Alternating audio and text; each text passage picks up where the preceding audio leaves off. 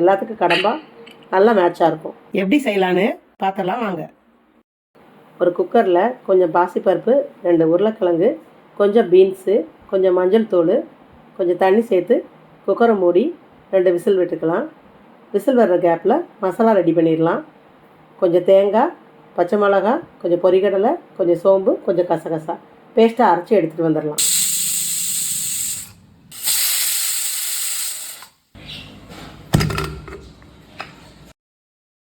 எண்ணெய் ஊற்றிக்கலாம். கடுகு போட்டுக்கலாம். கொஞ்சம் சோம்பு, 2 பிரியாணி இலை, கொஞ்சம் பட்டை, கருவேப்பிலை தாளித்ததும் பொடியாக நறுக்கின வெள்ளைப்பூடு, வெங்காயம் வதங்கினதும் தக்காளி சேர்த்து நல்லா வதக்கிக்கலாம். கொஞ்சம் உப்பு,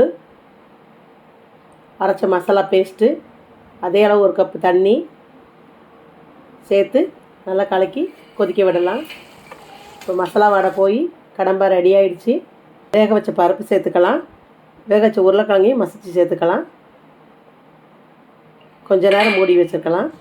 அடுப்பணல் குறைச்சே வச்சுருங்க. ஃபைனலாக கொத்தமல்லி தூளை தூவி இறக்கிடலாம். செஞ்சு பார்த்து கமெண்ட்டில் சொல்லுங்கள். கடம்பா தயாராகிடுச்சு. பூரி, சப்பாத்தி, தோசை, இட்லி, ரவா தோசை